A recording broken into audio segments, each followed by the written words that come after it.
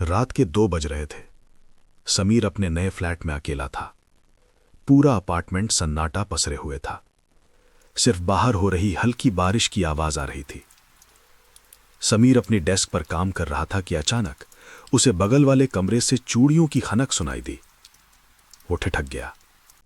शायद पड़ोसी होंगे, उसने खुद को समझाया, जबकि उसे पता था कि वो दीवार काफी मोटी है। तभी उसे अपनी मां की आवाज आई, समीर बेटा, जरा यहां आना। समीर मुस्कुराया और उठने ही वाला था कि तभी उसे याद आया, उसकी मां तो 2 साल पहले ही गुजर चुकी थी। उसके शरीर में एक सिहरन दौड़ गई। गला सूखने लगा। आवाज फिर आई, इस बार थोड़ी और साफ और नजदीक से। समीर, देख मैं तेरे लिए क्या लाई हूं। उसका दिल जोर जोर से धड़कने लगा। उसने हिम्मत जुटाई और धीरे से अपने कमरे का दरवाजा खोलकर हॉल की ओर देखा। वहां अंधेरे में एक परछाई खड़ी थी, जिसका पीठ समीर की तरफ थी। वो बिल्कुल उसकी मां जैसी दिख रही थी। मां? समीर ने कांपती आवाज में पूछा। परछाई धीरे से मुड़ी। जैसे ही रोशनी उसके चेहरे पर पड़ी, समीर की चीख गले में ही फंस गई। उसकी मां का चेहरा तो था, लेकिन आंखों की जगह सिर्फ 2 गहरे काले गड्ढे थे और वो बिना हिले डुले हवा में तैर रही थी। उसने अपना हाथ समीर की ओर बढ़ाया और फुसफुसाते हुए कहा, तू कल नहीं आया समीर, मैं तेरा इंतजार करती रही। समीर पीछे हटा, लेकिन पीछे दीवार थी। तभी उसका फोन बजा। स्क्रीन पर पापा का नाम था। उसने कांपते हाथों से फोन उठाया। पापा की रोती हुई आवाज आई, समीर बेटा, अभी अभी कब्रिस्तान से फोन आया, किसी ने तेरी मां की कब्र खोदकर उनकी लाश निकाल ली है। समीर ने सामने देखा। वो मां अब मुस्कुरा रही थी, एक ऐसी मुस्कान जो कान से कान तक फैली हुई थी। समीर के हाथ से फोन छूटकर गिर गया। सामने खड़ी वो आकृति अब और करीब आ गई थी। उसकी मुस्कान स्थिर थी, लेकिन उन खाली आंखों के गड्ढों से काला गाढ़ा तरल टपक रहा था। पापा? समीर के गले से आवाज नहीं निकल रही थी। फोन फर्श पर पड़ा था, जहां से उसके पिता की चीखें अभी भी सुनाई दे रही थी। समीर, जवाब दो, क्या तुम ठीक हो? तभी कमरे की सारी लाइटें एक साथ टिमटिमाई और बुझ गईं। अब कमरे में सिर्फ खिड़की से आती नीली चांदनी थी। वो साया जो उसकी मां जैसा दिख रहा था, अब समीर के चेहरे से मात्र कुछ इंच की दूरी पर था। उसने अपना ठंडा बर्फीला हाथ समीर के गाल पर रखा। उसकी खाल से सड़ने वाली मिट्टी की गंध आ रही थी। तू डरा हुआ क्यों है बेटा? उस आकृति की आवाज अब बदल चुकी थी। वो मां की ममता भरी आवाज नहीं थी, बल्कि ऐसा लग रहा था जैसे कई लोग एक साथ पत्थर रगड़कर बोल रहे हों। क्या तुझे अपनी मां की याद नहीं आती? समीर ने हिम्मत जुटाई और खिड़की की तरफ भागने की कोशिश की, लेकिन उसके पैर जैसे जमीन में जम गए थे। उसने गौर किया कि फर्श पर उसकी खुद की परछाई गायब थी, जबकि उस चीज की परछाई दीवार पर किसी मकड़ी की तरह फैली हुई थी। तुम मेरी मां नहीं हो? समीर चिल्लाया। वो आकृति जोर जोर से हंसने लगी। हंसते हंसते उसका जबड़ा असामान्य रूप से नीचे लटक गया। मां तो सिर्फ एक जरिया थी समीर, तूने ही तो मुझे बुलाया था।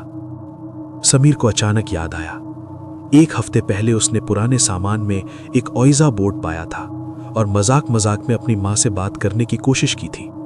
उसे लगा था कि कुछ नहीं हुआ, लेकिन उसने गुड बाय कहना भूल गया था। अचानक फर्श पर पड़ा फोन खुद ब खुद हवा में उठा और चूर चूर हो गया। कमरे का तापमान इतना गिर गया कि समीर की सांसें धुएं की तरह दिखने लगी। वो साया अब समीर के कान के पास झुका और फुसफुसाया, कब्र खाली है समीर, क्योंकि अब मुझे एक नया घर चाहिए। इससे पहले कि समीर कुछ कर पाता, वो आकृति धुएं की तरह उसके अंदर समाने लगे। समीर का शरीर अकड़ने लगा। उसकी आंखें पूरी तरह से सफेद हो गईं। कुछ पलों बाद सन्नाटा छा गया। समीर सीधा खड़ा हुआ, अपनी शर्ट झाड़ी और आईने की ओर देखा।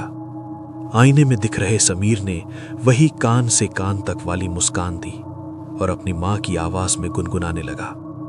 उसने जमीन पर पड़ा टूटा हुआ फोन उठाया और पापा का नंबर डायल किया। जैसे ही कॉल उठा, उसने एक ठंडी हंसी के साथ कहा, पापा फिक्र मत करो, माँ वापस आ गई हैं मेरे अंदर। फोन के दूसरी तरफ पापा की सांसें भारी हो रही थी। समीर, ये कैसी अजीब बात कर रहे हो? तुम्हारी आवाज को क्या हुआ? समीर, जिसके शरीर पर अब उस साय का कब्जा था, ने खिड़की के कांच में अपना चेहरा देखा। उसकी पुतलियां अब धीरे धीरे गायब हो रही थीं। उसने धीमी और खौफनाक आवाज में कहा, पापा, माँ पूछ रही हैं कि आप उस रात कब्रिस्तान क्यों नहीं आए। वो बहुत अकेली थी। समीर, रुक जाओ, मैं अभी पुलिस को लेकर वहां पहुंच रहा हूं। पापा ने घबराकर फोन काट दिया। समीर के चेहरे पर एक शैतानी चमक आई। उसने घर का मुख्य दरवाजा खोला और सीढ़ियों की जगह सीधे लिफ्ट की ओर बढ़ा। लिफ्ट के स्टील वाले दरवाजे में उसे अपनी मां की कटी फटी परछाई साफ दिख रही थी, जो उसके पीछे खड़ी उसे गले लगा रही थी। करीब 20 मिनट बाद समीर के पिता हाफते हुए फ्लैट के अंदर घुसे। घर का दरवाजा खुला था। अंदर घुप अंधेरा था, सिर्फ रसोई से एक हल्की सी रोशनी आ रही थी। समीर, उन्होंने कांपती आवाज में पुकारा। रसोई से प्याज कटने की और कढ़ाई में कुछ छौंकने की आवाज आई, साथ ही एक बहुत ही मीठा और परिचित गाना गुनगुनाने की आवाज, वही लोरी जो समीर की माँ उसे बचपन में सुनाती थी। पापा की आंखों में आंसू आ गए। वो धीरे धीरे रसोई की ओर बढ़े। वहां चूल्हे के पास कोई खड़ा था, जिसकी पीठ उनकी तरफ थी। उसने मां की वही पुरानी साड़ी पहनी थी जो उन्हें सबसे प्रिय थी। पुष्पा, पापा ने धीरे से कहा। वो आकृति मुड़ी। वो समीर था, लेकिन उसने मां की साड़ी ओढ़ रखी थी और चेहरे पर मां का मेकअप बेतरतीब तरीके से लगा रखा था। समीर के हाथ में एक बड़ा चाकू था और वो एक थाली में कच्चा मांस सजा रहा था। बैठिए ना जी, आज बहुत सालों बाद हम साथ में खाना खाएंगे। पापा पीछे हटने लगे। तुम मेरा बेटा नहीं हो, दूर हटो मुझसे। समीर की आवाज अचानक भारी और गूंजती हुई हो गई। बेटा तो चला गया, उसे तो मैंने अपनी भूख मिटाने के लिए इस्तेमाल किया। अब तुम्हारी बारी है। जैसे ही पापा मुड़े, उन्होंने देखा कि घर का मुख्य दरवाजा गायब हो चुका था। वहां सिर्फ एक ईंट की दीवार थी। पूरा घर अब एक बंद डिब्बे जैसा था। समीर हवा में उठने लगा और उसके हाथ पैर मकड़ी की तरह मुड़ने लगे। अगले दिन सुबह सुबह पड़ोसियों ने समीर के घर से आती हुई बहुत तेज खुशबू महसूस की, जैसे कोई बहुत लजीज पकवान बना रहा हो। जब पुलिस ने दरवाजा तोड़ा तो घर बिल्कुल साफ सुथरा था। मेज पर 2 प्लेटें लगी थीं। एक पर समीर की फोटो थी और दूसरी पर उसके पिता की। प्लेटों में खाना परोसा हुआ था, लेकिन समीर और उसके पिता का कहीं कोई नामो निशान नहीं था। सिर्फ दीवार पर खून से एक लाइन लिखी थी, परिवार अब पूरा हुआ। अलमारी के ऊपर रखे उस